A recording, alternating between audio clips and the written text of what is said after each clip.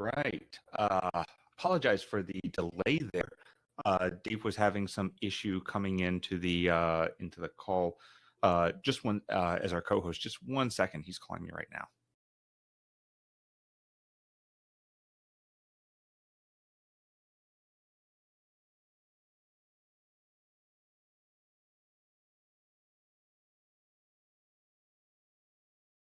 All right. Thanks for joining us. So I'm going to do this the most janky way possible. We have Dave here on the iPhone, going through the camera, and hopefully we can get this to work. Let's try this. All right. How's it going, everybody? Maybe you can see me. I don't know if you can.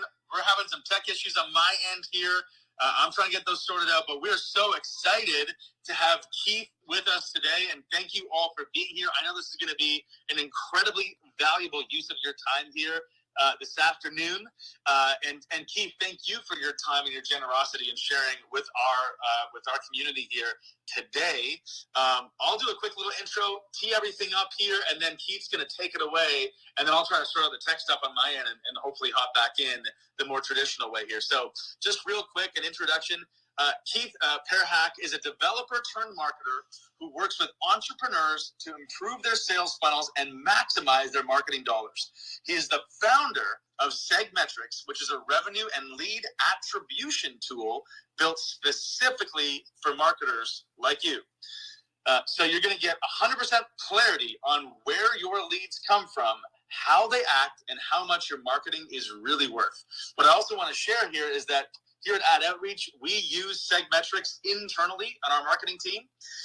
And so we can absolutely vouch from a firsthand experience for the quality of their products and how Keith is really and truly an expert in the field of advertising and marketing. So with that, Keith, I'm so excited to pass the baton over to you. Take it away.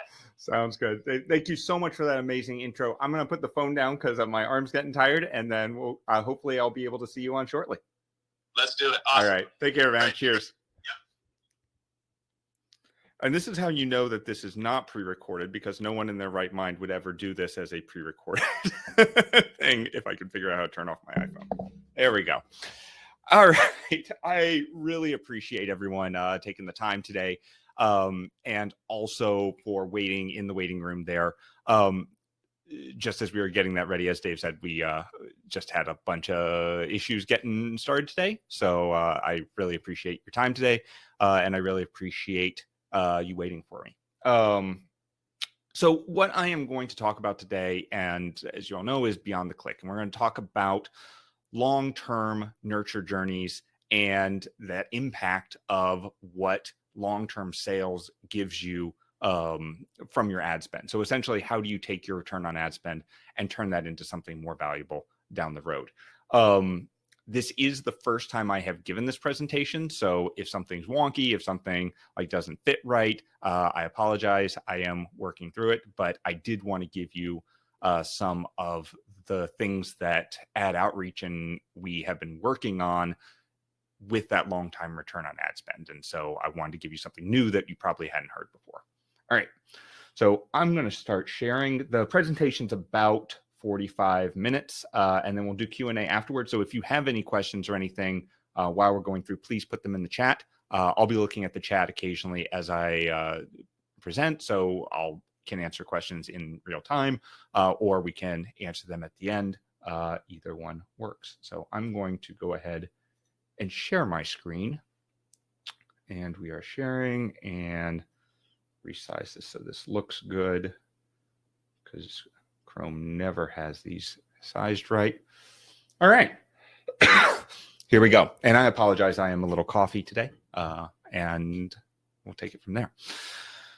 All right, so as I mentioned, we are talking about Beyond the Click, unleashing the long-term impact of ads on customer journeys. All right. As Dave said, my name is Keith Perhac. I ran an and I'm the founder of SegMetrics. I ran an agency called Develop Your Marketing for about 10, 12 years before that.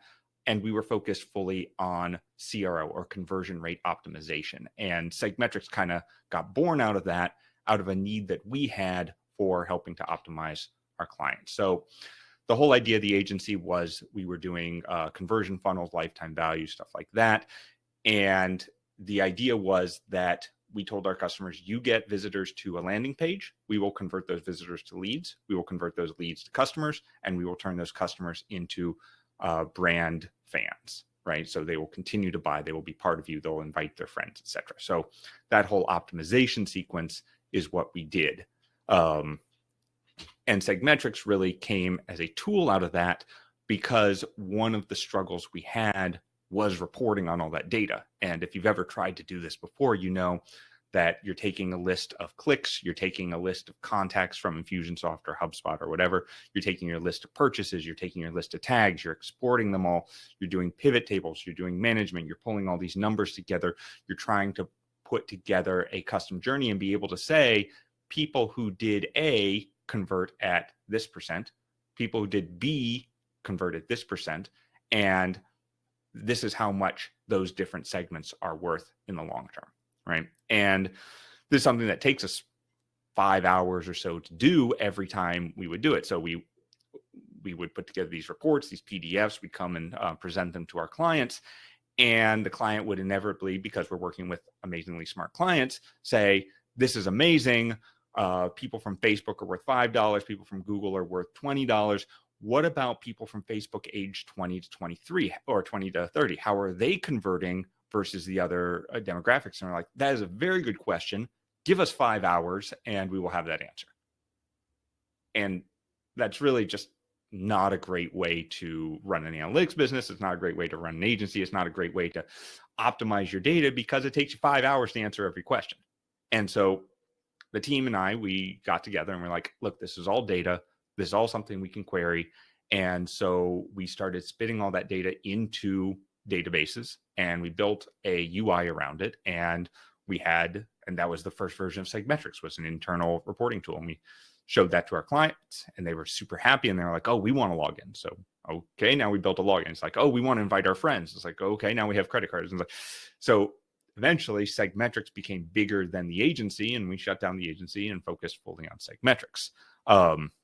Really to solve that same problem for other people, which is everyone has this problem of understanding where their revenue is coming from on a long-term scale, not just someone clicks an ad and buys. And we're going to talk about that in a second, but that is a myth. No one clicks an ad and buys, right? There's a journey, there's a process, even in e-com. So we'll get into that in detail in a second. But first, I want to go over the goal of this training, which is multifold. But we're going to go through and we're going to talk about understanding the KPIs of advertising. So what are the KPIs? What are the metrics? What are the things you should be looking for? Building long-term attribution for ads. So how do we actually attribute someone past that 7-day window that Google gives us, or that Facebook gives us? The hidden profits in your marketing funnel. So what are some of the things that you can do to uncover places that you are not optimizing correctly? The lie of multi-touch attribution. And then finally, we're going to kick it off, or we're going to end it with some Q&A. All right. I can talk about this stuff for hours. You might also notice that I talk very, very fast. I'm going to try to condense as much value as I can into this hour. I really have a lot that I want to go through, but I do want to make sure that everything, that you're able to get all the value out of this. And it looks like Dave joined us. Awesome. All right. And he is a presenter, so he should be able to join us when he likes. All right. So let's dive in. The first one we're going to talk about is understanding the KPI of advertising. All right. ROAS, CPA, CAC. Oh my. In the marketing world, we often toss around acronyms like return on ad spend and CPA and CAC and all this stuff. But understanding what these metrics really mean and what they actually represent is crucial. ROI, CPA, CAC, these are more than just abbreviations. They're really the bedrock of our marketing strategies. They steer us towards successful campaigns and meaningful engagement. And it's important to remember that these are not just numbers.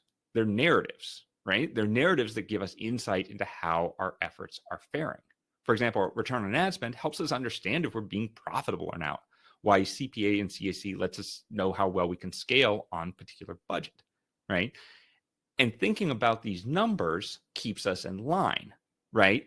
So, for example, when I'm talking to my ad agency, we're like, okay, we want to get 40 to 80 trials per week. We know what our trial conversion rate is.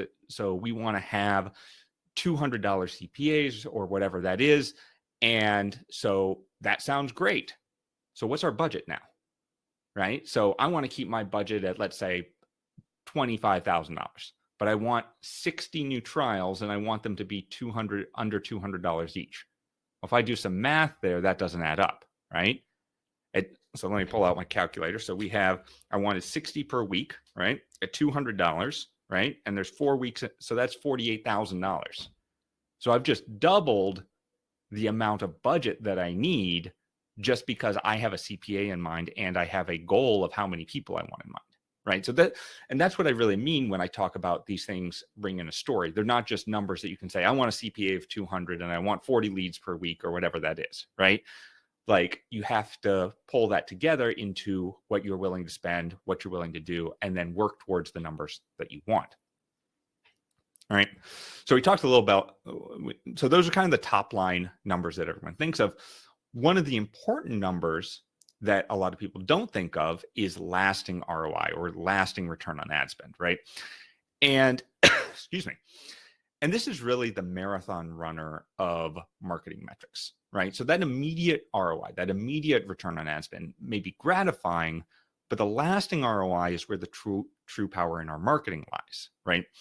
It's the continuous measure of how your initial marketing investments continue to bring returns over the lifetime of your customers. It's not that initial see an ad and purchase. It's see an ad, purchase, purchase, purchase, open an email, purchase, right? What is that continuing revenue? What is that continuing return on ad spend?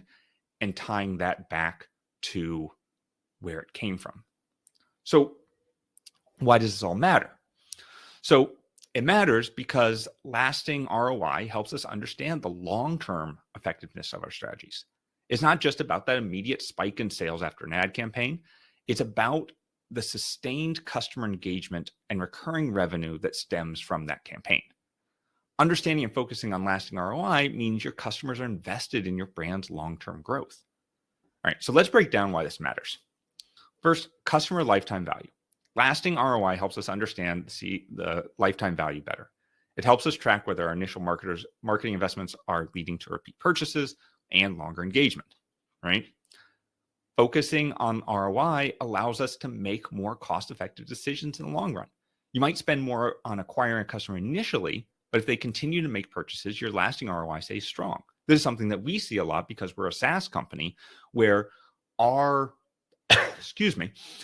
our customer value is not brought in the first month, 2 or 3, because our customers stay on for 18 months, 20 months, 3 years, right? Our lifetime value is so much higher than the initial purchase, which means that we can spend more money initially and be confident in the revenue that we're going to be generating from that, right? Also, one of the things is that immediate ROI can be skewed by temporary factors like seasonal sales, one-time events, good ads, bad ads, what your other competitors are doing in the ad space at the same time. We saw for a while, if competitors were running ads, even if we didn't change our ads, we got more customers because they would see their ads and say, well, what else is there? And they would come into our ads. So there's so many things that can happen temporarily, that can affect your ROI and your return on ad spend. And being able to look at that in a long term helps smooth that all out, right? And finally, when you track lasting ROI, you're not just looking at which campaigns bring in more customers. You're looking at which campaigns bring customers who stay, who become brand loyalists. And this is the insight that's invaluable in retaining those long-term customers and refining your long-term marketing strategies, right? And in the end, understanding and focusing on lasting ROI isn't just about tracking numbers. It's about building a more sustainable and engaged customer base. It's about creating marketing strategies that bear fruit, not just today, but months and even years down the line, right? And at SegMetrics, as I mentioned, our ROI does not come during the first month or even the second. So when we're doing ads, we shoot for a 2.5 month ROI and then judge the effectiveness on a rolling 6-month basis. All right. So that means that right now, we're looking at the ads that we did in December and how they performed on an ROI basis, right? And we're looking at the ads we did in February to say whether or not we hit our ROAS on that, right? So that's how we're kind of judging how we're going on a month-to-month basis. Now, we are looking at it at that month because since we know our trends and we're able to get that value, we're able to say, well, these ads are probably doing well, these are doing poorly. But as far as how did we do traditionally, we're able to see that on that 2.5 month ROI and that 6-month rolling basis. And so I said, this lets us know how much a lead is predicted to give us and how long it's going to take to get there, right? So the reason we set out this 2.5 and the 6-month rolling is because we saw the data. And just like this graph shows, we saw how much a customer increases in value over time, how long it takes them to get to that 600, 700, whatever dollar mark. And we use that as our baseline of, okay, this is how much we can spend to get people where we need to have them. So, well, real quick, any questions up until this point? I don't see any in the chat, but I'm happy to answer any questions, and I'm going to have a sip of water.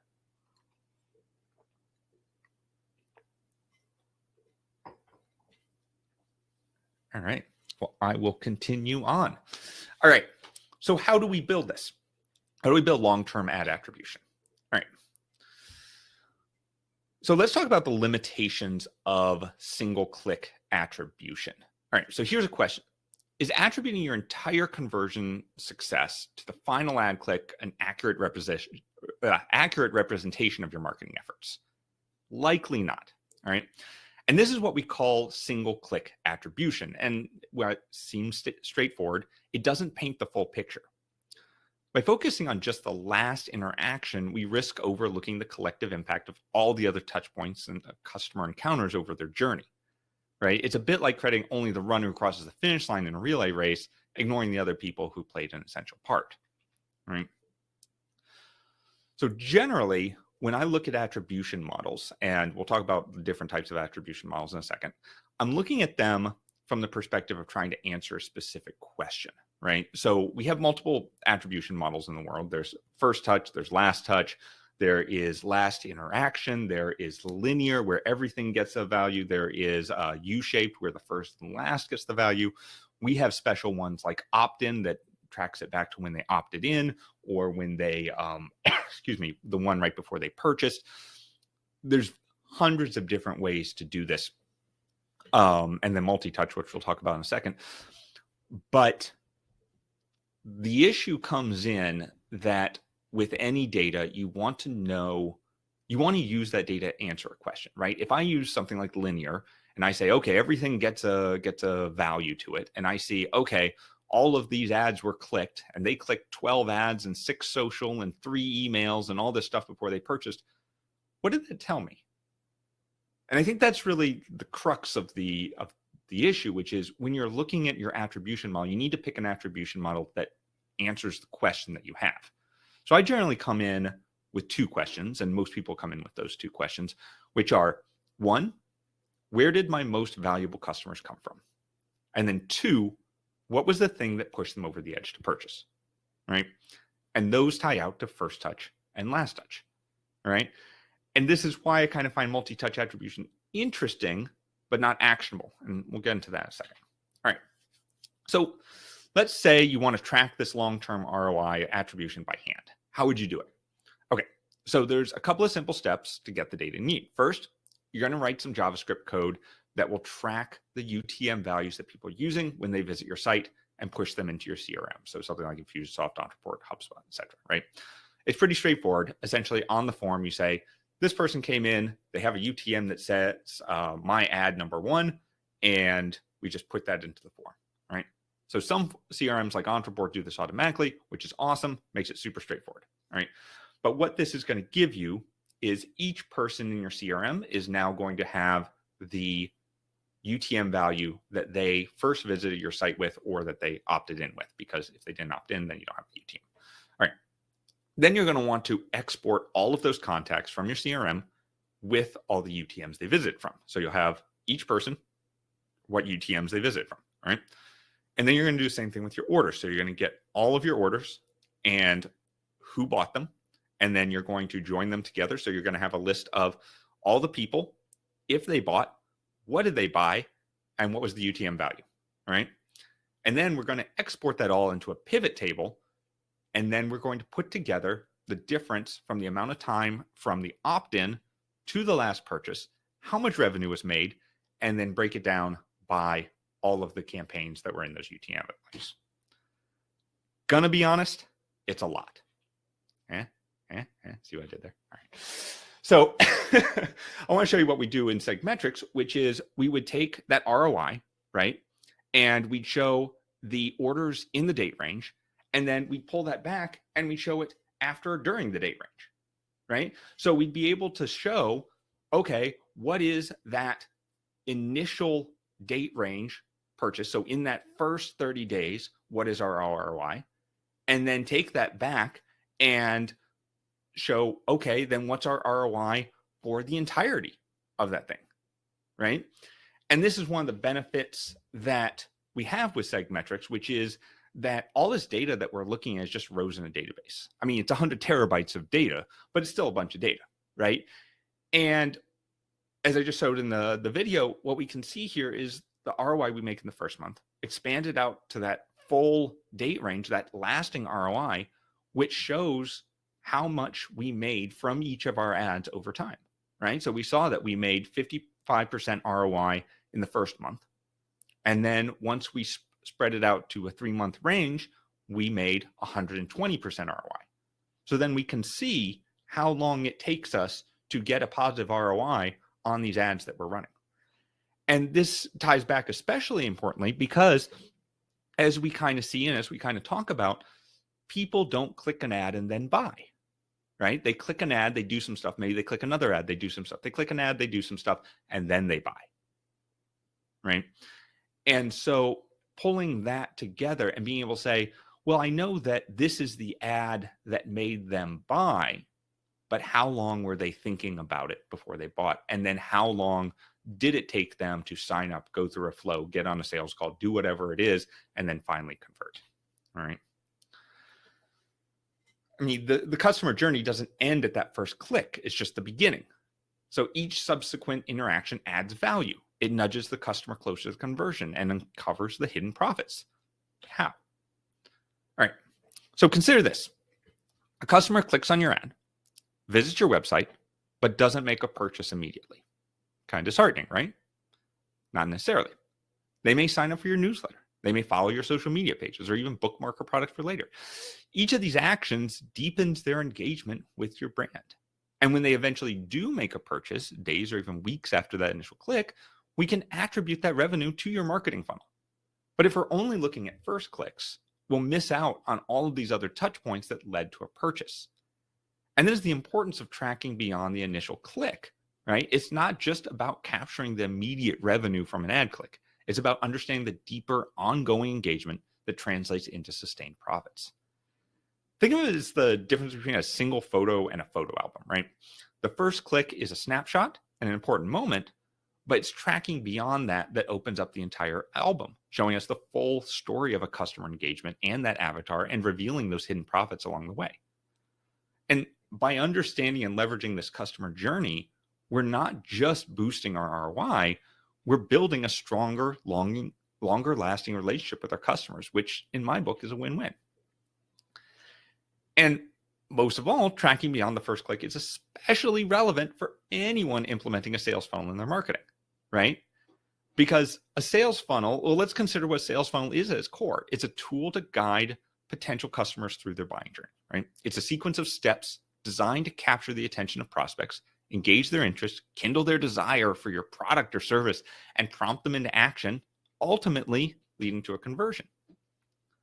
Well, let's visualize this process. At the top of the funnel, right, we're casting a wide net. We're attracting as many potential customers as possible. As they move down the funnel, we're nurturing those leads. turning interest into intent, intent into desire, desire into action.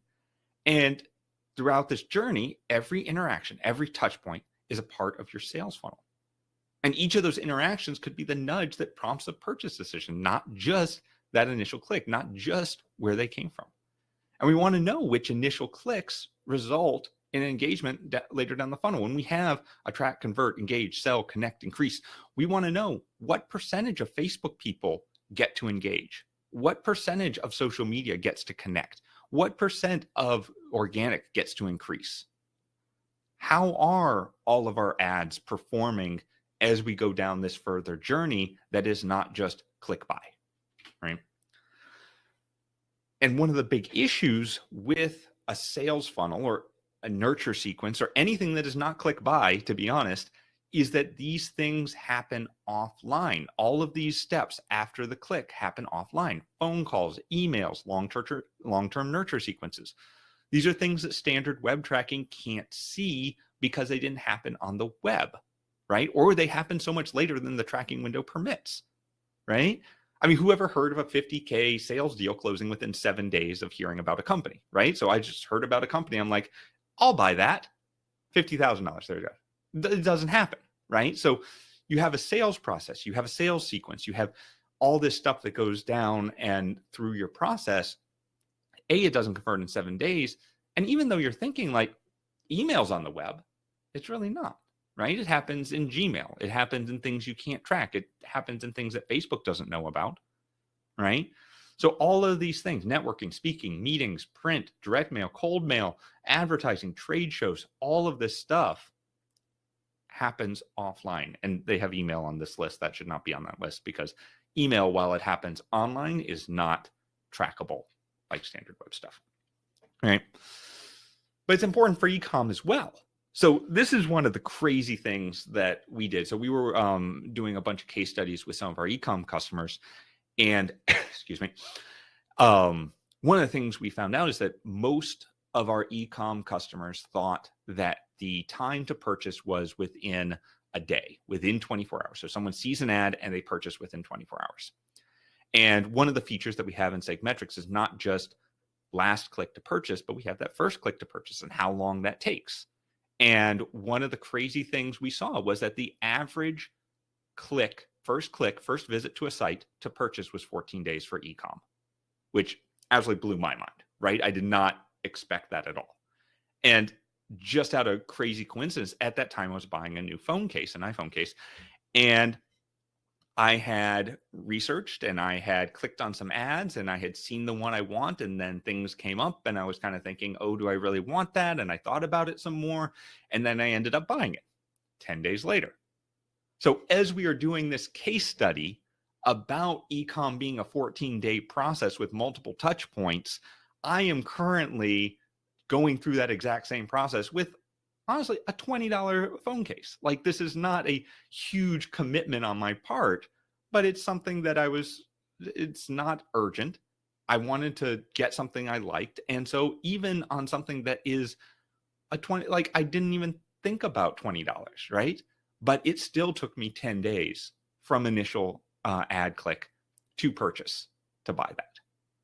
And a lot of our e-com customers, they come and say, well, we just want to know that click to purchase. And I'm like, it just doesn't work that way. There's too much going on at this point in the web, in the internet, in life, that there is a click to purchase, right? And we'll talk about that more in a second. All right. So I'm going to look real quick and see. Yes, customer lifestyle is fascinating. Yes, very much. All right. So let's dive into a real life example of how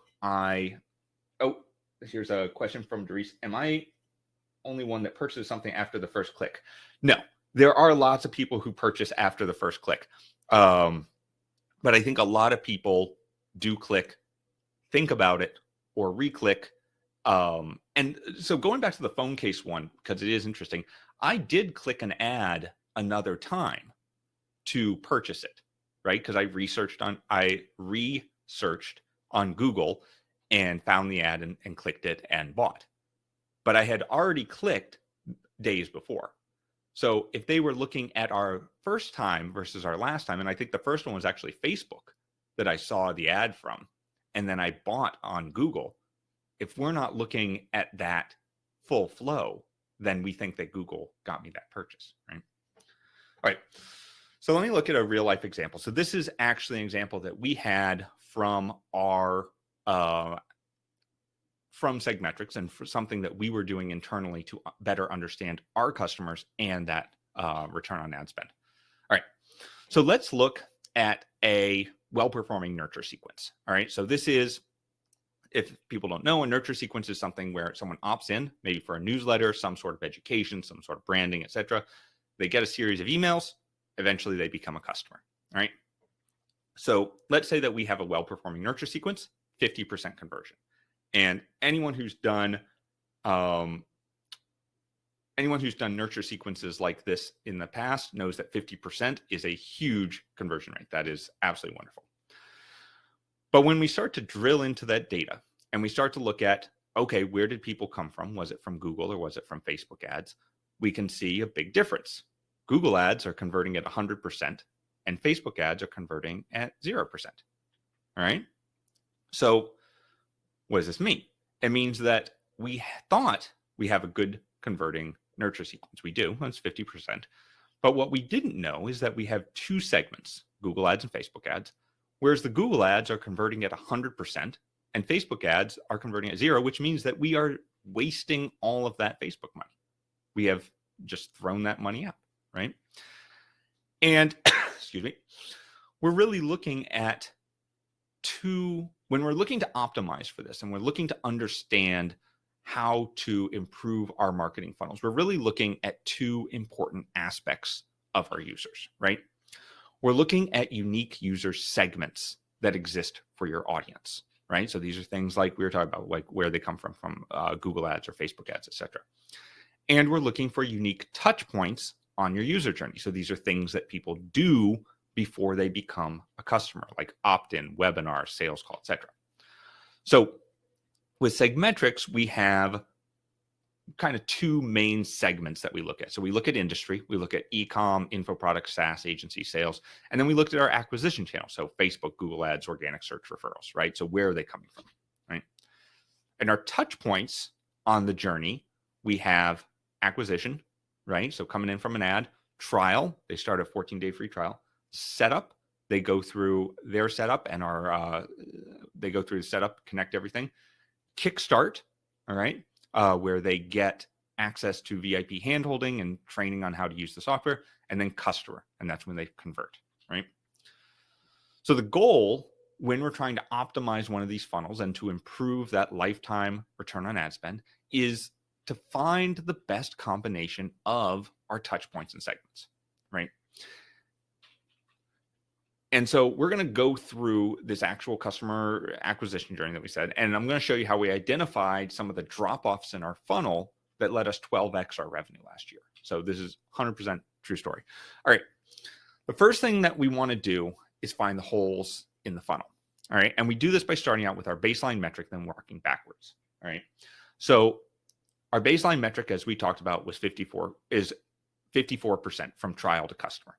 All right. So going through that entire sequence, 54% from trial to customer. All right. And now we're going to map out all the points in the funnel so that we can see where the issue is. So our trial to setup, 90%. 90% of people do that. Cool. Setup to customer, still that 45%. Trial to kickstart, so that's our VIP call, 13%. Kickstart to customer, 94%. All right. So what do we see here? So our setup to customer is pretty good. That's kind of what we expected, right? Looking at our base number. But our trial to kickstart is only 13%, while our kickstart to customer is 94%. So what does this tell us? It means that kickstarts really get people to convert. 94% of people get on Kickstart convert, but only 13% get on them. That means that no one's getting on them, right? So then what we want to do is we want to say, okay, of our segments, we've identified the hole. We identified the part of our funnel that doesn't convert and that there are people dropping out of.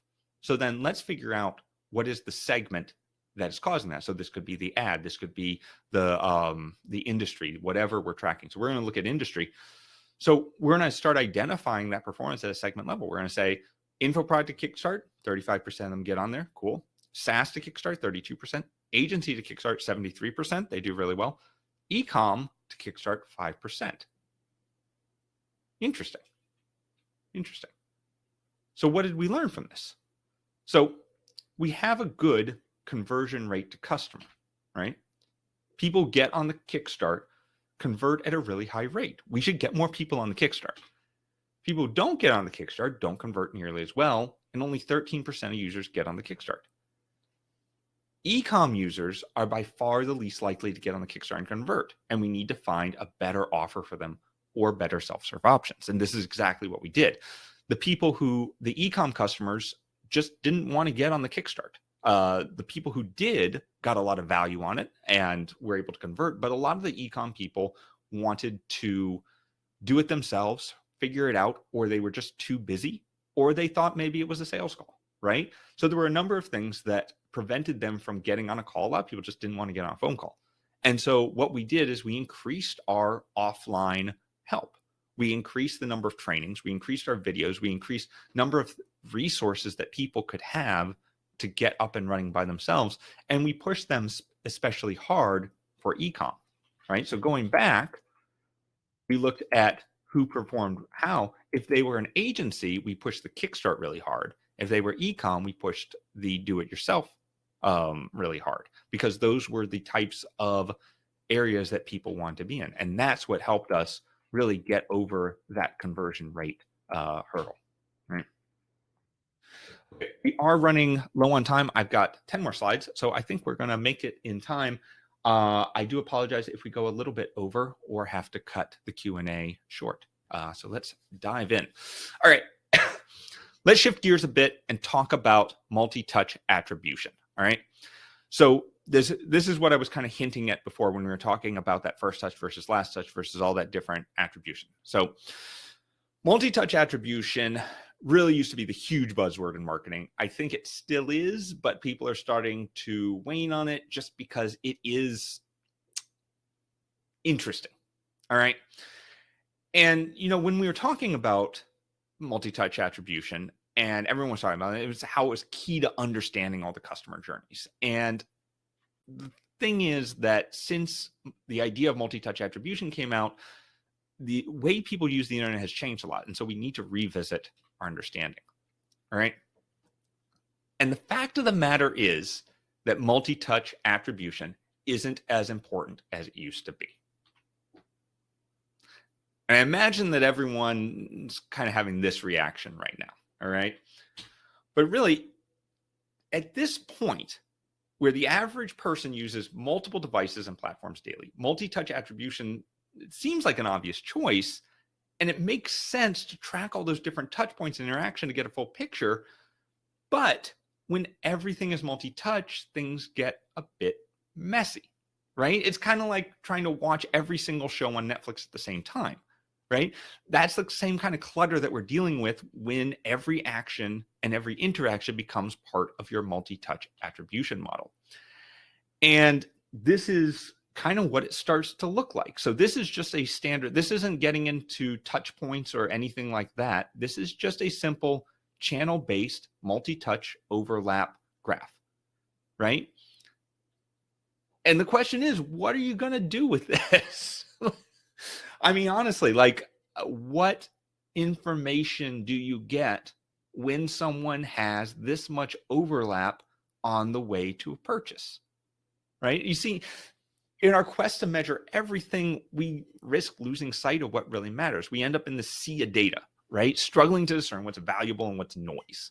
And let's be honest, not all the touch points are created equal.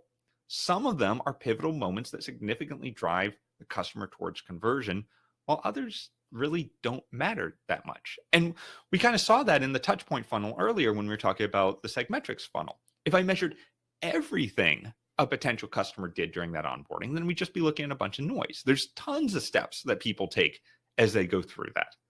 But because I focused down on the touch points that had a likely correlation to conversion, I was able to identify the holes in my funnel and uncover those hidden profits, right? In today's hyper-connected world, multi-touch attribution just isn't as vital as it used to be. It's simply because it's no longer the exception, right? It's the rule. It's more important now to focus on the touch points that truly matter in a way that informs your marketing decisions effectively. It's not about discounting multi-touch entirely. It's about changing our approach to fit the current landscape, right? And in the end, it's all about cutting through all that clutter, all that crap, and focusing on what truly drives your lasting ROI. And sometimes that means going beyond multi-touch attribution and looking at the bigger picture, all right?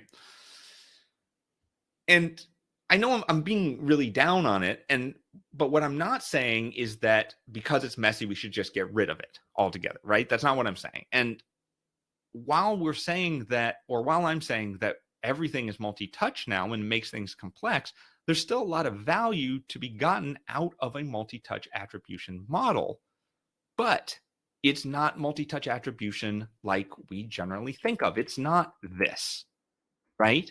It's not even to a degree this, although this is much more valuable because it shows a flow of multi-touch in order, right? Where customers are interacting with your brand across multiple platforms, multi-touch attribution, it really provides the insights that you need to get a flow down that customer journey. And so this is how we kind of look at multi-touch attribution, which is what are the touches where a touch isn't necessarily multiple ads, because we know that they're doing ads, we know that they're doing email, we know that they're doing this, but what are the other touch points that people take to get down that funnel? And so, excuse me, this is one of our acquisition funnels, right? So this is a customer journey funnel broken down by where that traffic source came from. And this is something that lets us get better at understanding that multi-touch attribution and what people are doing and what touch points they're doing as they go through that funnel, right?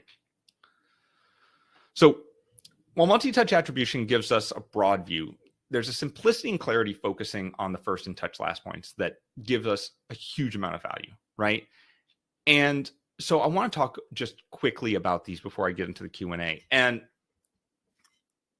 I touched on this a little bit before, but I want to talk about the first touch attribution and why it's so important. So the first touch attribution is really the spark that ignites the customer journey. And this helps us answer questions like, what is engaging to draw potential customers in? What campaigns, channels, content, social, whatever, right? What are the initial interactions that lead to that sustained relationship? And at the end of the day, how effective is our top of funnel marketing? Whereas last touch, on the other hand, is the conversion moment. It's that final nudge that prompts people to take action. And by analyzing that last touch, we can gain insights into what was the decisive factor that led to a conversion, right? What channels, campaigns, or messages are the most effective at sealing a deal, and how effective is our bottom of the funnel marketing? All right, so I'm going to open up. Let's see if this will still share. Will it? No, it won't.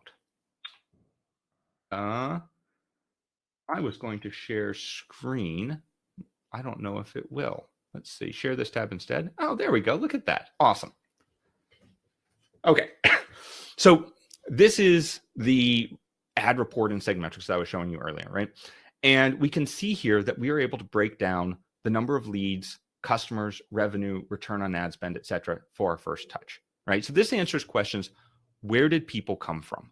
What was the initial interaction that helped people convert to customer, right? And we can see here, we're getting ROI on Facebook retargeting, which as our first touch is kind of strange, right? Which means that we have people coming in from other places, right?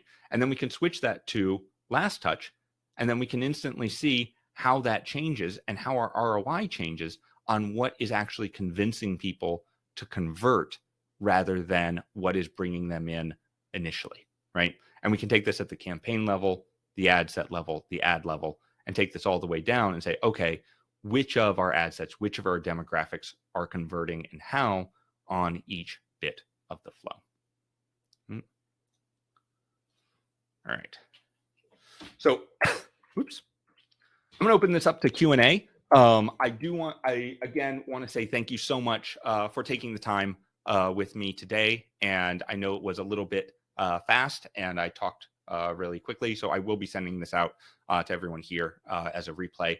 We also have a special offer for ad outreach people at segmetrics.io/high/ad outreach. And it's 30% off SegMetrics. So thank you so much. And I guess open it up to Q&A. Amazing. Thank you so much, Keith. We really appreciate you. And I know I had those tech issues at the beginning. My apologies for getting this thing started later than we had originally planned. And I know we got creative there with the introduction and everything. So as Keith mentioned, we now are opening up to Q&A.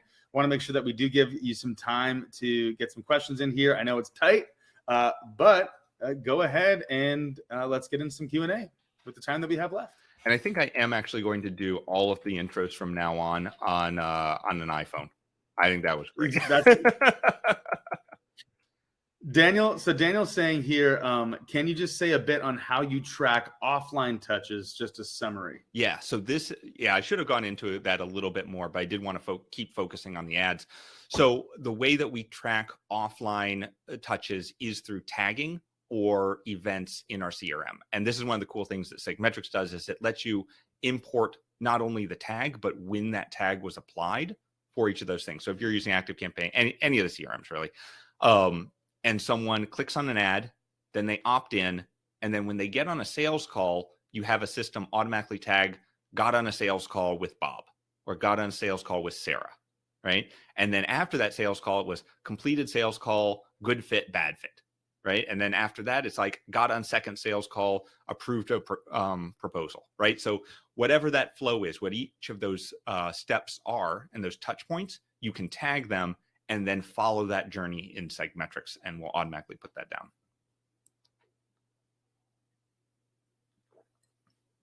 Yeah, tagging is definitely the lifeblood of tracking any sort of nurture sequence. It's essentially events for offline stuff, right? And the great thing about tags is that you can then kick off events in your CRM based on them. So you can say, okay, anyone who got on the call and did a proposal, send them this certain email.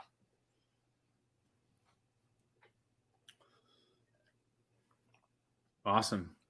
Glad that makes sense, Daniel. Great. Awesome. What other questions do we have for Keith before we wrap up here? And Keith did drop the link here to that special offer from SegMetrics. It's in the chat for everyone to see. And again, as I mentioned at the beginning, on my iPhone introduction on FaceTime, that we absolutely use SegMetrics internally on our marketing team. Every single day, our marketing team is using SegMetrics. And so we, part of the reason that we're doing this is because this is a real life tool that we are using because we see the value in it, the tremendous value in this for attribution and tracking every single day within our marketing department. So just wanted to share that again, that this truly is a genuine partnership between Ad Outreach and SegMetrics because of the real life application that we see every single day inside of our marketing department. Yeah. And interesting enough, like there's a lot of systems.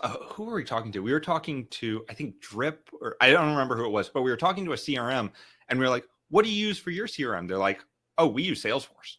And I was like, wait, you don't use your own software to do it. One of the most important things, we use SegMetrics every day to improve our marketing as well. Kind of like we showed in that demo or in that process. It is what enables us to improve our business. Without it, we'd be flying just 100% blind. There's just no way to get that information. And because we're working in that every day and looking at it every day, every time I run into a little like annoying problem, like a field doesn't feel right or something like that, I'm like, devs, fix it now. So it's one of those things, because we're using it and in it, we're constantly improving it and it's constantly getting better for marketers.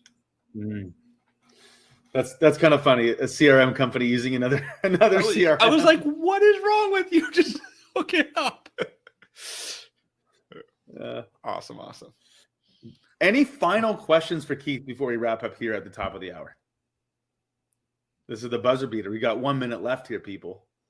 So I feel like we're on Final Jeopardy. It looks Keith, good. It looks like we're all good to Awesome. Go. Thank you again for your time today. Thank you so much for having me. Appreciate you. Yeah, definitely. Yeah, and I'll send out the recording to everyone who showed up, and we'll go from there. Wonderful. All right. Thank you, Keith. Thank you, so much, everyone, everyone, for being here. We'll see you tomorrow. All right. Cheers. Bye. Thank you.